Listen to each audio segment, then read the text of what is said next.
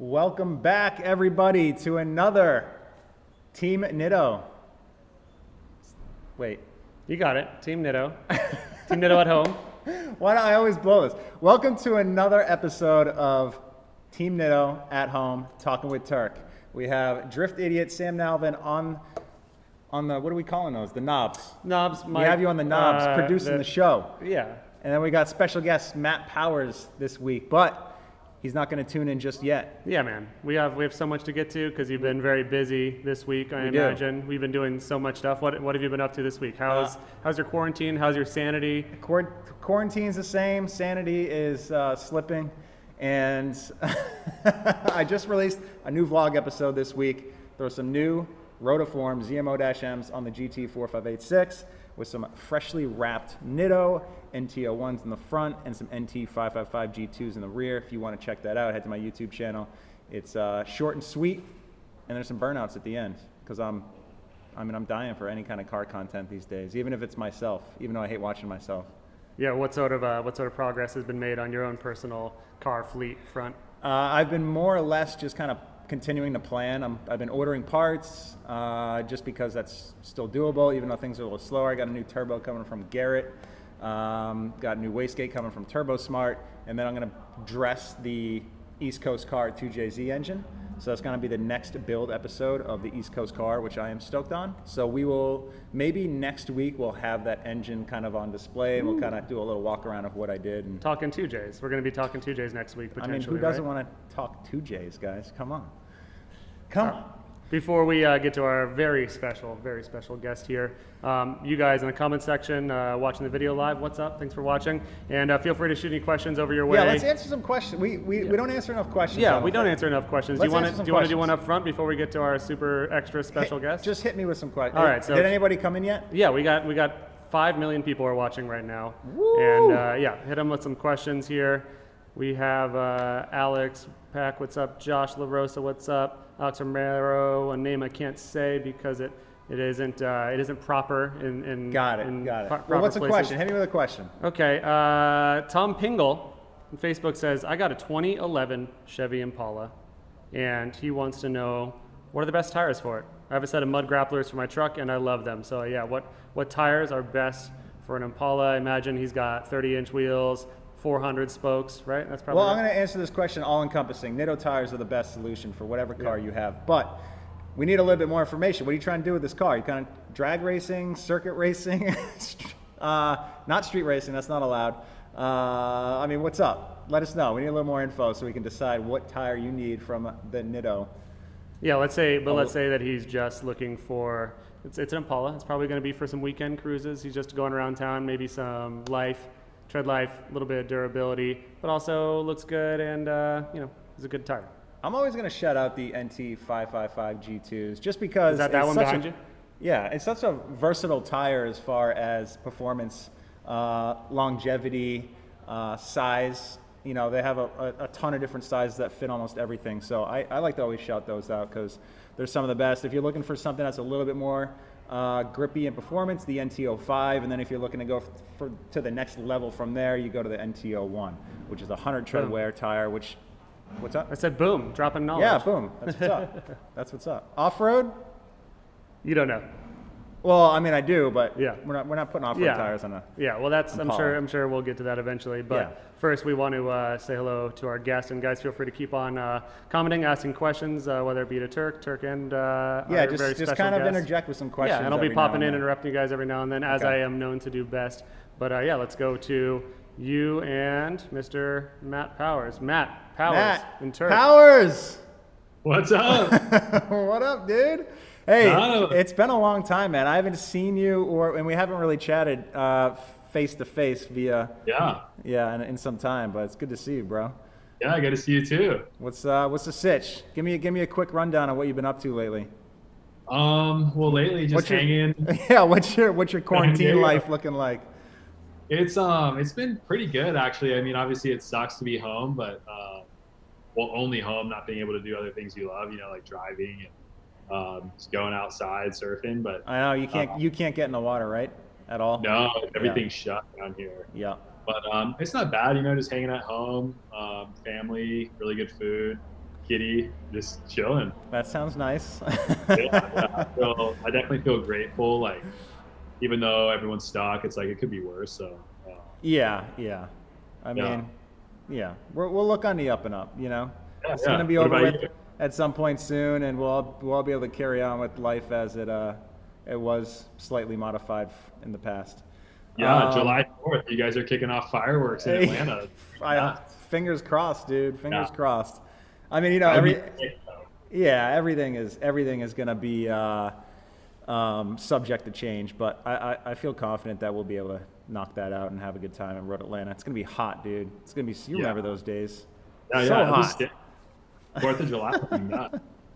What's up with the car sitch? You still have your demo / old pro car? Yeah, so I took that out not long before lockdown ended, and just went out to Adams, or no, not Adams, Grange, Yep. Apple Valley Speedway, with Essa, Odie, Rome, and just kind of did like tandem all day. Heck yeah. Yeah, it was super fun, dude. Yeah, that's right. Good compared to those guys' cars, and it's pretty fun. Yeah. And so, have you changed anything? It's still S14 chassis, LS7, and I forget. LS3.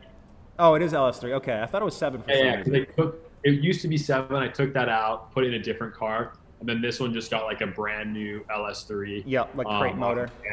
Yeah. Yeah, literally stock up Jags in 2011 for like pretty cheap, and it's been like kicking ass ever since. That's the best. You know, being able to put like a decently high horsepower engine stock that comes stock in another car, you know it's gonna last. You know everything's, all the safety stuff's built into it.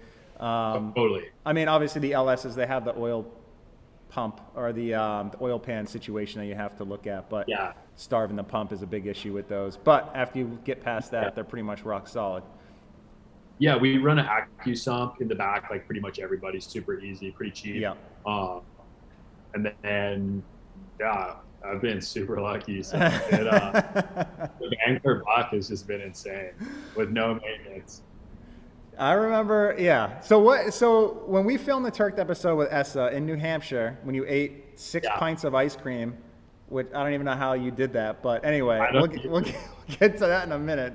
What was the setup back then during that Tuerck episode? That was a different car. I built that car just for Oh, FD that's right. Okay. in 2012 with GTI Costa, and but that was a K-Tech engine, so 463. Like 7.6 liter, just beast of an engine. That thing was sick. That thing sounded good, dude. Yeah, that was crazy. But nowadays, it's like that's like a Pro 2 car. No, you would need to throw like a 200 shot of nitrous on top of that thing. Yeah. I was going back, I was looking at that. You were ahead of the times because you were like you had been V8, with like the Camaro and the 13 that you drove, and, you had been V8s, and then you went back to, I think that car, did you have a 2J or a 1J, or was you having that? Yeah, I went from the Camaro back in Gardella days in 2011, and then I went to the S13 that had a reworked LS3 in 2012, and then 2013 we built the FRS at the time with a 2JZ and a big GT 4294R turbo, which was super laggy for the setup. We weren't running nitrous out the bottom, and the gearing wasn't right, so I was still pretty early on with learning how to develop a car and all that. Because for coming from the Gardella program, all that stuff was handled. It was like a full top-notch deal where the guys are like, you have your crew chief and he's shouting out like, this is what we need to change. And I'm like, wow, this car feels a lot better. What do we do? And not really learning or taking it in. It's more trial by fire is how I learned. So anyway, so speaking of which, I feel like most people don't know that you've kind of been on like your equipment compared to the field has been like really DIY, and obviously you have a crew, but you've been doing like a lot of it yourself. And I remember seeing your car, I think it was the beginning of last year at race service. Oh, and yeah. It was like, it was still competitive. And then you had, you had crashed, and then you won right after that, right? Second, we crashed and then rebuilt, and then we took it to Orlando 2 weeks later, and my head still wasn't right. We managed a top 16, and then came to Road Atlanta. I actually got some time off to recover, and Yeah. head was feeling a lot better, and that's where we placed second, and then backed that up in Jersey with a win. The next event. Yeah, it was pretty sick. It felt good. It felt good. I was like, all right, just put my back against the wall. I can pull some stuff off. Yeah. It will be good to see you in like a full Tuerck? prep team car this year. Yeah, this year is gonna be more like what I had in the Gardella days, where it's gonna everything is fully just show up suit and helmet. But now I have a lot more experience myself as a driver to set up a car as well. So it's gonna be even a better situation than I had back in the day because of my experience, which is sick. All right, Sam's gonna hit us with a question. What do we got? All right, this is from Chuck Holt. He says, "Who is your favorite retired FD driver besides Matt Powers, obviously?" Dude. You can choose Matt Powers if you want to. I feel like it's a little bit, too much because he is here with a convo. He's my favorite retired FD driver, but I mean, he got me into drifting. So who else is retired? I forget. We have Sam Hubinette, we have Reese Millen, Tanner Faust, Matt Powers. Who else notable that retired? I forget. There's a host of people. A couple Japanese guys came over. They do it for a year or something. Wayo or some of these guys would come over. Yeah, but they did like one or a season maybe, and then took Alex off. Pfeiffer. I like Pfeiffer. Yeah, I ran into Pfeiffer recently when I went to Winter Jam up in Sonoma. This last December. He's still shredding, dude. Yeah, he's I've seen photos of it. That's why I gave him a shout out. Dude, my buddies were camping on the beach in Pismo in Central California. Yeah. Some guys from San Diego surf guys, and they ended up camping right next to him. And they just they made the connection, and it was so random. That's awesome. Yeah, Pfeiffer's a rad dude, man. He's so chill and so cool to be around. And I was happy I ran into him up there. It's been, I don't know, it must have been like 8 years or something since I've seen him. 2011. Probably, yeah, seriously. Yeah. So yeah, that was cool. Anyway, yeah, I'm gonna shout out Pfeiffer for that. That's a good call out, Matt. Yeah. Besides Matt, I can't stroke Matt too hard. He's already on here. Oh yeah, let's talk about this ice cream situation real quick. So I invite Matt Powers and Essa to come up and film a Tuerck episode. This is, I think, back in 2014. I think it was 2014. 2020, maybe 2013. 2013. Was it 2013? Yeah. Okay, 2013. Tuerck season 2, I believe. And we went up to New Hampshire Motor Speedway and had the marketing guy there at the time was super cool, loved drifting and loved that I was a hometown boy as well. And he kind of gave us the keys to the place and let us do whatever we wanted. So I wanted to drift those crazy fast access roads that goes to all the camping lots for the NASCAR races. And they were super wide. They were probably like 6-7 lanes wide. And there was some elevation change to it. And they were like, I had a 4-speed trans. I was at top of 4th with a big gear in the back too. And we were freaking flying, dude. We were flying. That was a sick day. So anyway, we finish up. We have an epic day. We get some epic footage. It was spanning us over the course like 2.5 days. We go swimming, jump off some local cliff sites and stuff. And then we come back and we hit the local ice cream place to like really top the whole weekend off or the day off. And we go and pick up like 6 pints of ice cream, and Matt Powers, by the time we got home, which was only a 2-mile drive, had eaten every single ice cream that there was to bring to people. I don't even get how you can fit a gallon of ice cream in your stomach, dude. It didn't even make sense. I got problems, dude. I'm a sugar addict. No, I just needed to show the boys. I know you guys are known for your dairy and stuff out there. I needed to show you guys that I could hang. I was like, I got You hung hard, dude. Hard. You disappointed some people at the same time. I think Jacob was super bummed that he didn't have an ice cream. He was like, what? Yep, totally. Oh, man. Yeah, that was classic Powers. What about another throwback? We did the Latvia trip that you came out for. That was awesome too. That was super fun. What was the name of that video that we did? Do you remember that, Sam? Yeah, I'll pull it up right now and throw it in the driving line chat here. Trip out. Something like that. Tripped out. Tripped out. Yeah, you're right. Yeah, that was pretty wild video that we filmed. That was. I'm a big girl. That song has been stuck in my head ever since I saw that video the first time. I wake and fall asleep every day to that song, just playing in your head. That's an issue. You need to get that checked out. Yeah, drop that in a comment or the chat area. That's a sick video. If you guys haven't seen it, we went on this epic trip to Latvia. This is back when the boys were with Donut Media before race service started, and Chris Stops and the HGK crew invited us out to compete in their like one-off all-star event. So me and Matt came out to represent the U.S. Oh, Chelsea Denofa went out there too. I think he got third in the event. I got fourth because he beat me in the semis. And then your car caught on fire, I think, Matt, during the competition. Yeah. But before all that, we got to film some absolutely epic video in this like old. Crazy. Where was it? It was some missile silos, dude.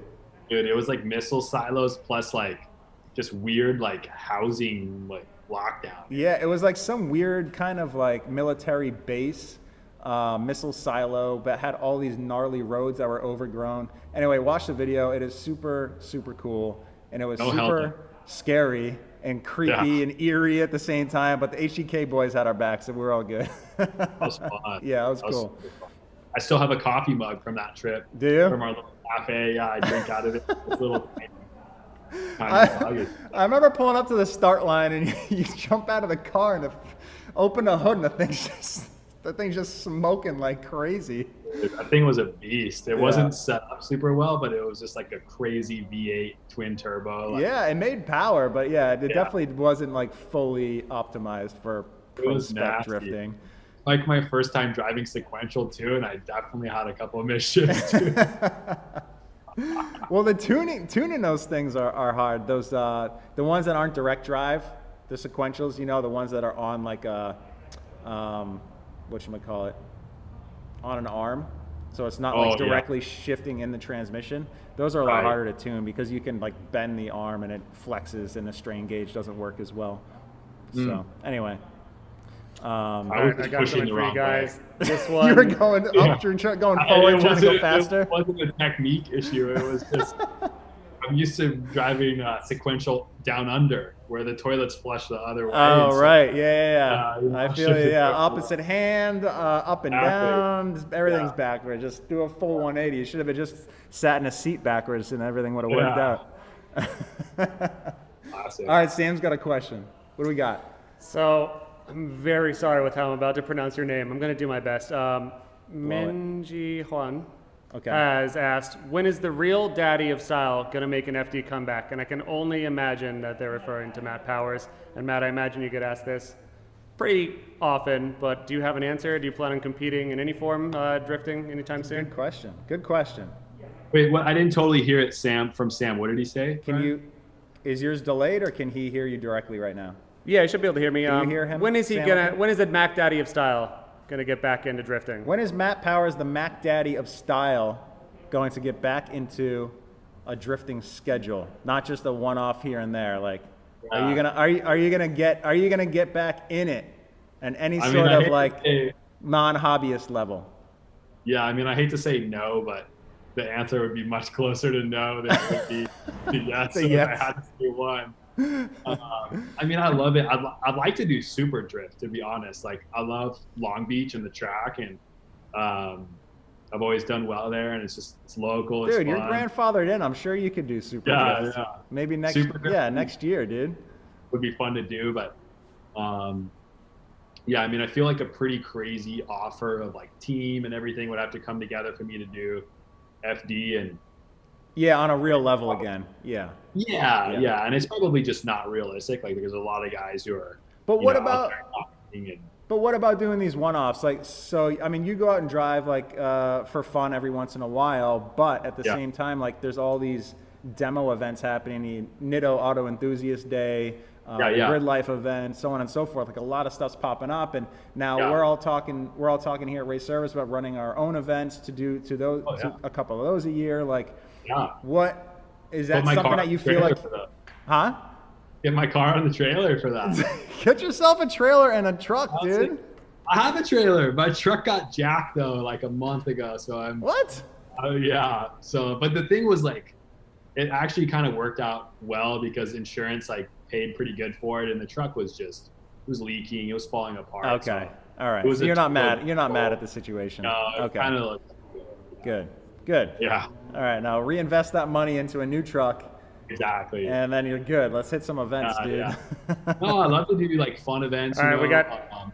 Hold on, Sam's chomping at the bit over here. We got a big old grin on his face. There's a million questions, and you guys just keep on talking about Sorry, coffee all right. and ice we need cream. to be more concise with our conversation and answer more questions. Sorry. Hit it, Sam. All right, David asks, have Matt or Ryan ever drifted in Japan? If so, where? And if not, where in Japan would they like to drift at? I have not drifted in Japan, and I have all of the intentions and want to so badly, and was actually going to plan a trip to do that this year. Obviously, things have changed. So, been in this sport for 16, 17 years, and I still haven't been, actually more than that, I think like 18 since I first started. And obviously, Japan was always at the top of the list, but I haven't been. I haven't had the opportunity to go, so I just got to make it happen. What about you, Matt? Yeah, I have actually. We went over there with Martin from, well, now he's at OMD with Maxwell in San Diego. He's from there, so his mom lives there. And I didn't know that. Yeah, Martin's a rad dude. Yeah, great fabricator. We stayed with his mom for like 2 weeks in the summer, and like we were going to the beach. I think we went to YZ Circuit, which is his hometown, Shizuoka. Okay. And we all drove SK, who's Par Shot Max Japan. We all drove his S13, and it was sick. Yeah, it was Tommy, Max, Nate, and myself, and Martin. What? We were just sleeping. What year did you go there? Dude, we went in like 2008. That was like your coming out party, dude. 08 was like your coming out party. Yeah, it was sick. Yeah, that was before dope, I was in FD. I was in FD in 09, so that was pre-FD. Well, didn't you do? What were you doing in 08? Did you do the feeder series? You did Top Drift to get your license, or Top Drift? Yeah, so Top Drift, and then that was the Red Bull like World Championship event. Yeah, and then I got my license at that event. Okay. And then 09 was your first full year in FD. Yeah. Yeah. Okay, that's what I remember. The green S14. Yep. Looked killer. All right, we got one from Alex Pack. Alex Pack asks, this just for Matt Powers. Matt Powers, what is your dream drift chassis and engine setup? Dude, I kind of been like more about like normal cars lately, but still like drift classic car, dad. You know what I mean? Like I think it'd be fun to have kind of like a daily drifter kind of car. Like, dude, I think the Corvette movement is like pretty cool. Like Par Shot Max is building a bunch of parts, and I think something that's like still performance, but you don't need a trailer, like kind of go back to that. Like, oh, I'm just going to go to the track, have some fun. Like, I love the stuff that Matt Fields is doing with the Corvette. Yeah. I think that's pretty cool. I'd love to see like some more progression on like the electric side of things. Like, I know it's super weird, but like, I don't know if you've seen the footage of the Tesla Model 3, the performance mode at the track. Like, dude, they're getting like full oversteer. Like, I think that's pretty sick, you know? It is. I mean, it's definitely cool, and it's coming. It's coming for sure. I'd love to be able to experiment with it too, but not yet. Yeah. No, I'm not ready. Another one. I've been driving the Alfa Romeo, the Giulia, kind of a little bit just for work. Is that hybrid style? Some electric power? No, it's not. But I just mean I think it'd be a sick drift car. Okay. So the Quadrifoglio, borrowed one in San Diego for like about 2 weeks, and then did a couple shoots with them, like all over the U.S. and then more recently at Thermal Club, and it'd be fun drift car, like a little more angle. You know, it's already got the power. What does it have? Turbo V6? Yeah, it's a turbo 6. It's basically a Ferrari V8 that's been cut down to a V6, and it's twin turbo. Yeah, it's pretty sick. Huh. And then have like over 500 horsepower, and the interior is really sick. Yeah, so that's got plenty of power. It's a good base. Yeah. It's a good baseline. It just needs some steering mods and exactly. Mods. Yeah, a couple light tweaks, and it can totally be a thing. Like drive it from your house to the track, cruise it around town. You know, not like the crazy high performance, but like in terms of like a full-on race car, but something that's a little bit, because I already have, I'm pretty happy with my S14. You want a daily driver drifter is kind of what you're referring to. Yeah, almost like weekend, like midlife crisis, like weekend. That's kind of where I'm at. That's I want to drift with the air conditioning on, the windows closed, and headphones on. Yeah, I love my S14, so like race car, like I'm covered. Right. But something that's like still gets me to the track, around town, a little more civil, but super high performance, I think would be like where I'll be looking in the next couple of years, just to like have two cars that I can have fun. Yeah, That's cool. I'm with you on that. I can feel that. So they want it to be like a JZX 100 or something. Yeah, and just easy seat time, like drive to the track, no trailer, like just keep it easy, kind of throwback fun. Yeah. Sounds legit. Yeah. What else we got, Sam? All right, we've got one here. Steven really wants his question answered. It's for Matt as well. He wants to know if you remember. Does Mr. Powers remember what he signed inside my roof when we were teammates at IDC Global Warfare? And hopefully it's at least PG-13, Matt, if you do recall what you signed on. If it's Matt, it's probably not PG or PG-13 if it's Matt. This was in Ireland, though? What'd you say? IDC? Yeah, IDC. IDC, yeah. The Irish Drift. I mean, I definitely remember the trip, and it was fun. That was super cool. Went out there with my buddy Max. I'm not sure if I remember this particular. Ask what he did. Ask what he did. We'll see if we can say it. Yeah, Steven, if you can give Matt a hint, he may be able to reveal a little bit more. You signed a roof with something. Oh. Somebody's roof. I mean, one of my favorite things about Matt when he was in FD is that he was one of the first people that I knew of, at least, that put little mementos or stickers or reminders in your car. Matt, what were some of the swag, some of the items that you had in your car to remind you to drive a little bit better or not mess up as much? And I would just like Sharpie things, or like friends would make me stickers that it was just like, put it on your roof. Like, yeah, there was literally a sticker that said, "Don't suck." Yeah. Or like CJ from Colorado, Kofed, you remember him probably. Yep. It was like a big wolf, and it was like reach the highest mountain, like punch God or something, just like weird, like saying, like whatever was funny at that time of month. Yeah, it's just like it would always rotate, or something about like rock, or just something to like kind of like light, but to kind of push you a little bit, like keep you in the moment, but like make you want to get after it. Yeah, sometimes you always chill. You always had headphones on. You were rocking in a pitch, just kind of like vibing, doing your thing. And I remember you rocked me out at Irwindale 2009. I think your first FD season, and you just threw the headphones on me. We're just chilling, waiting to run, and then I dedicated that event to you because I ended up winning it because you put me in a really good head place by throwing some solid 80s rock on. It can be tough. It's like your car is set up super tight, or it's been a long day, and it's like it takes like a large level of commitment to do these things with the car, and it's like to get it where it needs to be is like it's not necessarily natural, and so little things to help you get there is like right. You got to be a lot of it is mental confidence and everything else. It's a lot of it's car setup, and a lot of it is the driver mentality and totally. What's going on in your head. So anyway, some simple things can go a long way behind the wheel of the car. Totally. All right, so second to last question for Ryan and Matt here. This is from Alex. He says, where do you guys feel the evolution of drifting is going, and where do you want to see it go? I think personally the evolution of drifting is it's not going to jump super. It's not going to progress super quick unless the rule book changes in FD. I'd like to see them open up. Since all the teams and everybody has gained so much experience and knowledge with car setup and fabrication and just the skills have progressed throughout the entire pit area so much that I'd like to see them open up the rulebook to where we can start building custom front and rear subframes and moving firewalls and tying the roll cage in all the way from the front of the rad support to the rear of the chassis and just be able to build these cars to the next level of what performance is for drifting.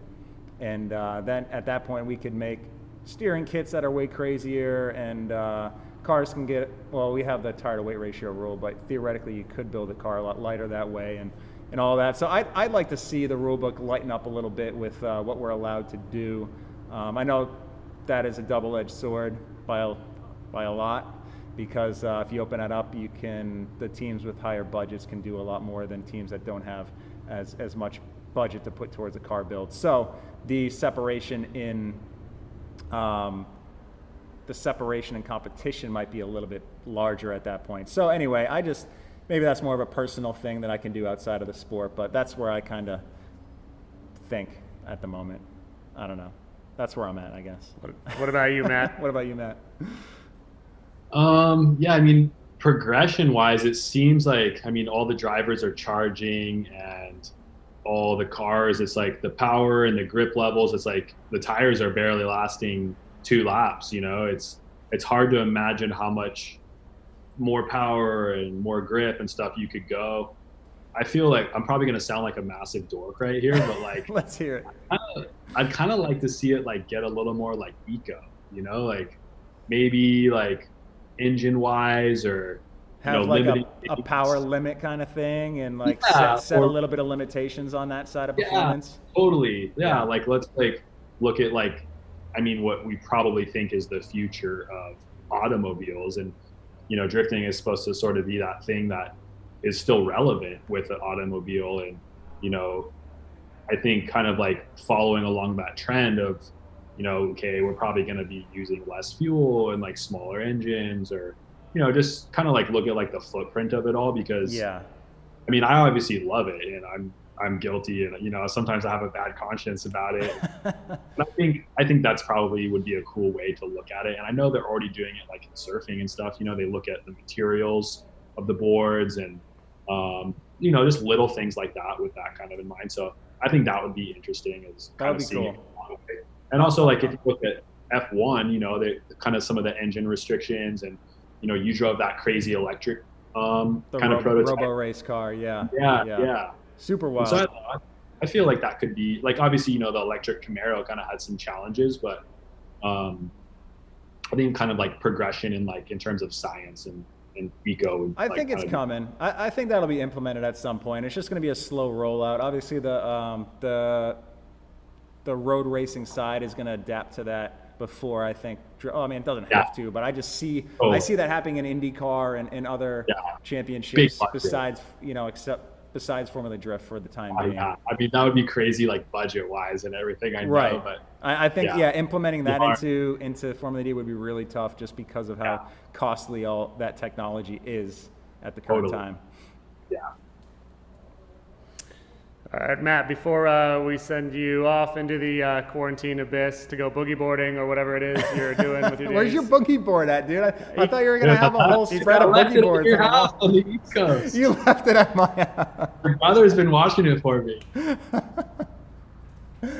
Oh, hit it, Sam. Sorry. Oh, Matt, where can we find you? What are you doing these days? What's upcoming? What are you pumped about? Sorry, so what was that again, Sam? One more time, Sam. What's going on with you, Matt? Are you pumped for anything? Are you what's going on in your life? What's going on in the future? Next? What else is happening this year? We know you're know you're driving in a lot of commercials. You're a part of the Sam Hubinette stunt team. Break it down for us a little bit on your current sitch.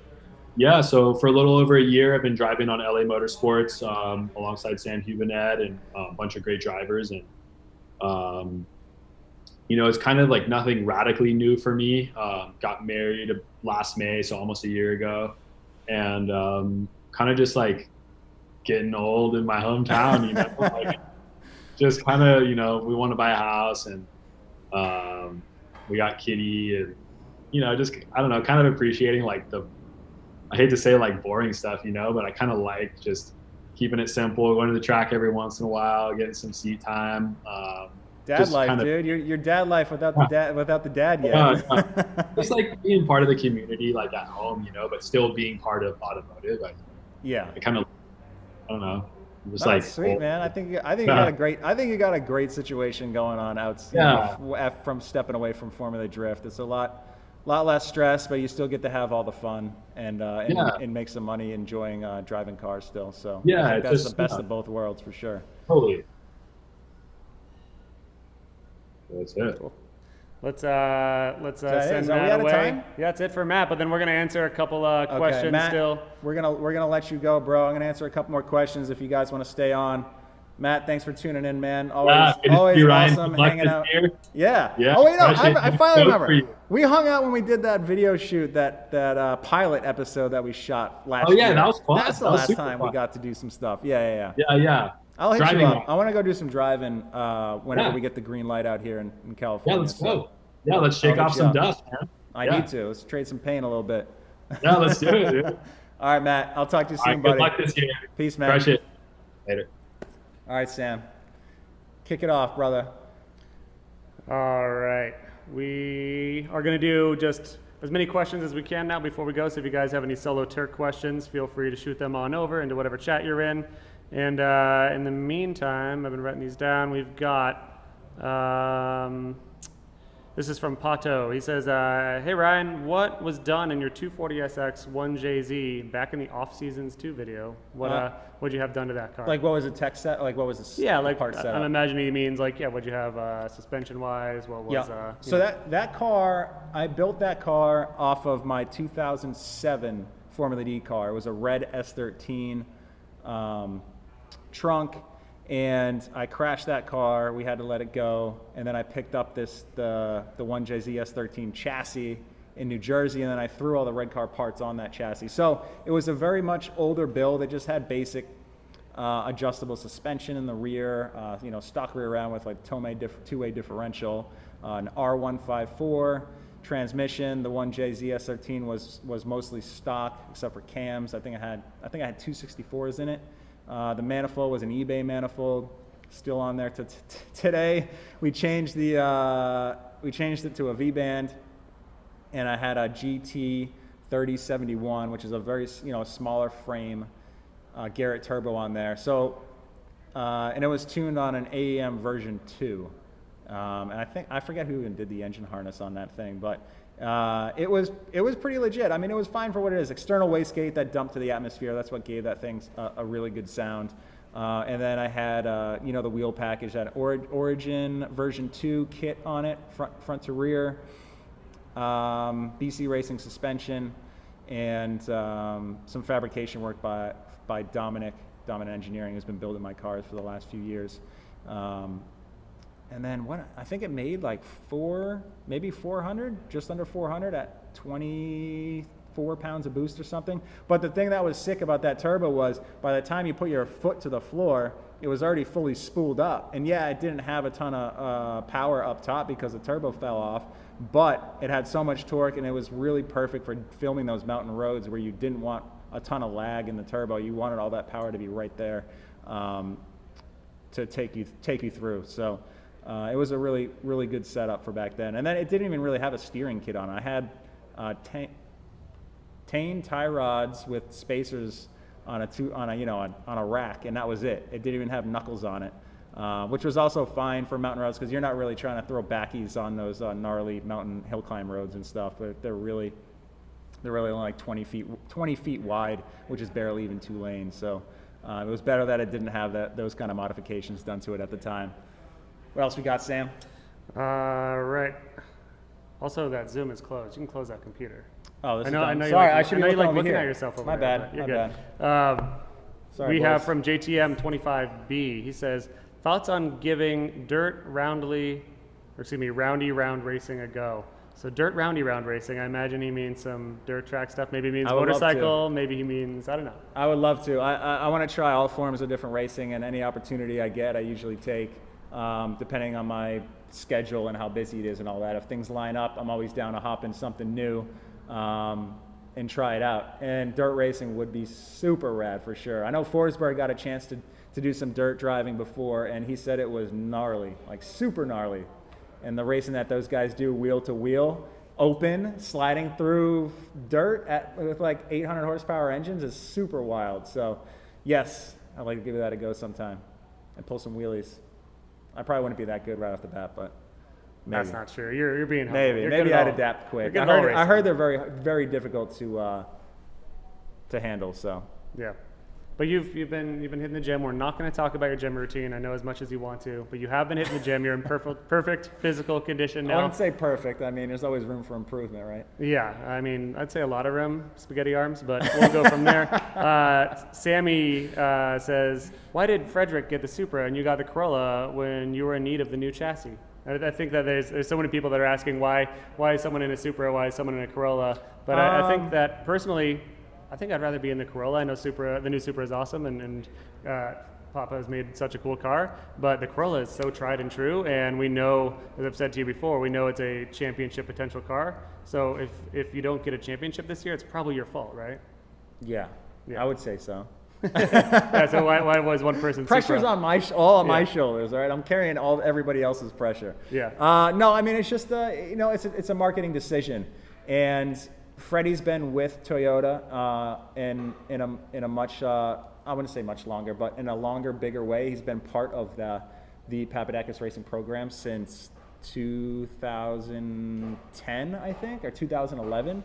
So he's been there for over 10 years almost.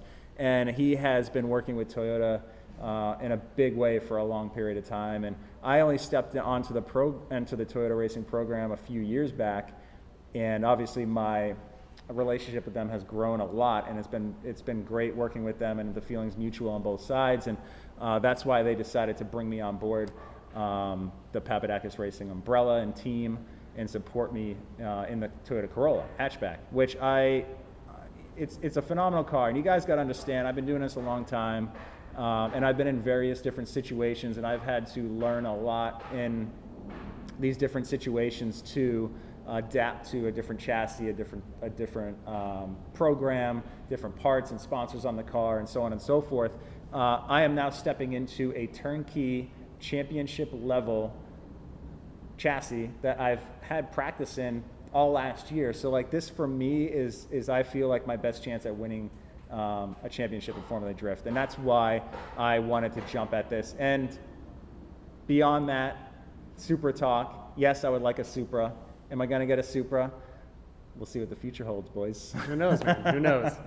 All right, final question, and this is from David. He says, is there a Toyota race car, GT, rally, truck, etc., that Ryan really wants to drive? I'd say throughout history, what is the number one Toyota, I don't want to say unobtainable car, but what is something that you really want to drive, Toyota related?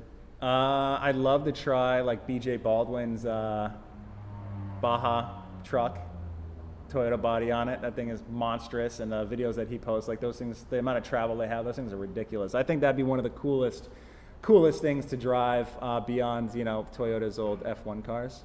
That'd be at the very top of my list. Yeah, definitely. And then they have so many phenomenal racing programs throughout, all over the world through the course of, the last, forever. I'd also love to drive a Toyota NASCAR. I'd love to drive their old TS010 sports car. I mean, it's endless, dude. They have so many rad racing programs all over the world that I'd love to hop on the wheel of. Just a few. Those are a few of my top ones. Just a few of the cars. All right, well, we're going to head out, but thank you so much for checking us out and talking with us and Medicake Powers. Medicakes, that was Jared's name.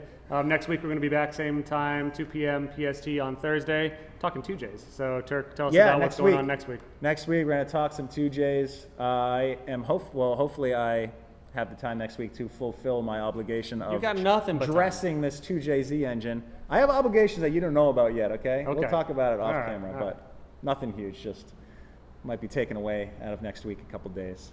A little bit of downtime. Anyway, so yeah, we're gonna try to dress this 2JZ.